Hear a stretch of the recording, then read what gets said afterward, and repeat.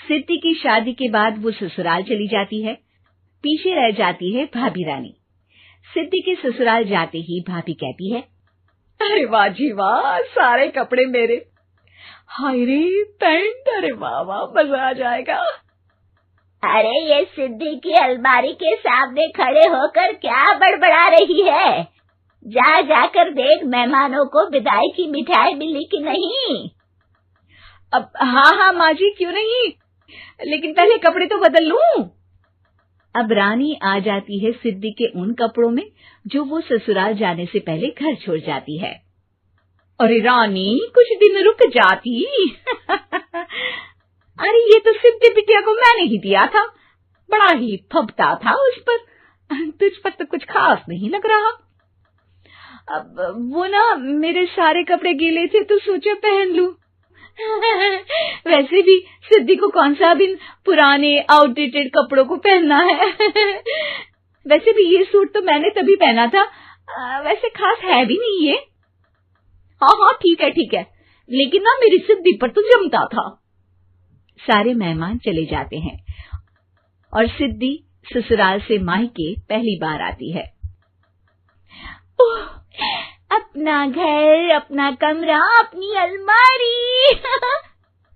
ये बोलकर जैसे ही सिद्धि अलमारी खोलती है तो सामने उसके कपड़ों की जगह कुछ और ही रखा होता है।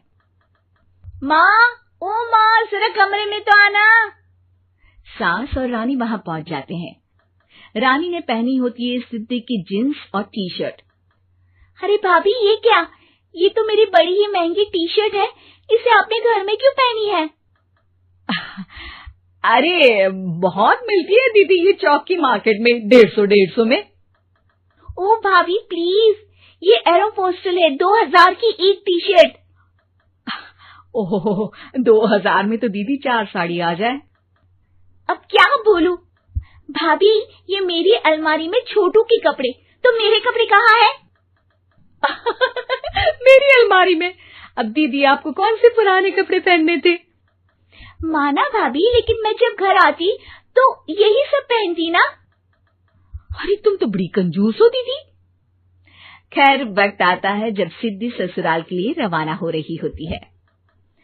अरे रानी, अंदर से सिद्धि का गिफ्ट ले आ, लड़की पहली बार ससुराल से मायके आई है।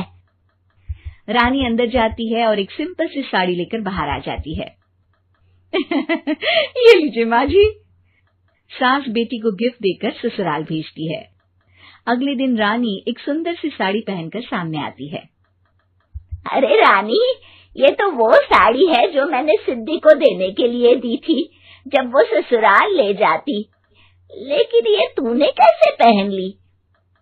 अरे माँ जी, ये साड़ी तो मुझे बहुत पहले से ही पसंद थी, लेकिन चिंता ना करिए, मैंने सिद्धि के लिए भी अच्छी सी साड़ी दी है। हाँ।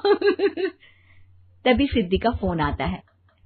क्या माँ, कुछ अच्छा तो दिया होता ससुराल ले जाने के लिए। अरे पहले दिखा दिया होता। ये चमकते हुए पैकेट में नौकरानी वाली साड़ी मत दिया करो माँ। अरे बेटे, वो तेरी भाभी ने ना गलती से उससे पैकेट बदल गया। हाँ, मैं कल ही तेरे भाई के हाथ से तेरा वाला पैकेट भेज दूंगी। अरे रहने दो माँ, आई एम श्योर भाभी ने अभी वही साड़ी पहनी होगी जो तुमने मेरे लिए रखी थी। तुम तो समझ नहीं पाई उनको। खैर छोड़ो, मैं ज्यादा बोलती अच्छी नहीं लगती, रहने दो, आपको उन्हीं के साथ रहना है, फिर बात करेंगे।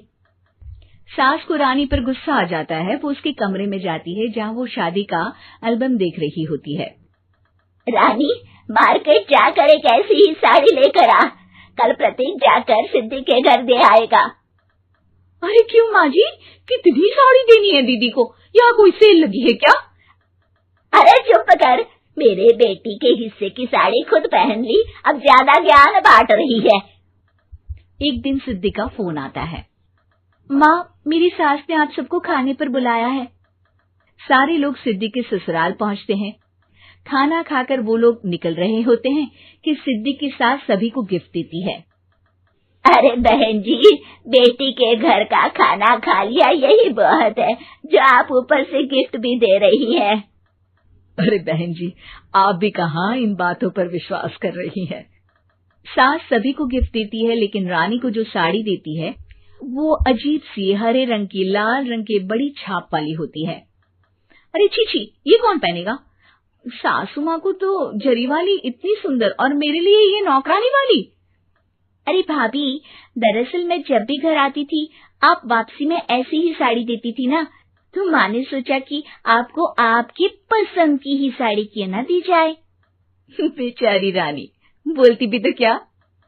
सिद्धि और सास रानी का चेहरा देखकर हंसने लगती है, तो रानी समझ जाती है कि अपने ही बिछाए जाल में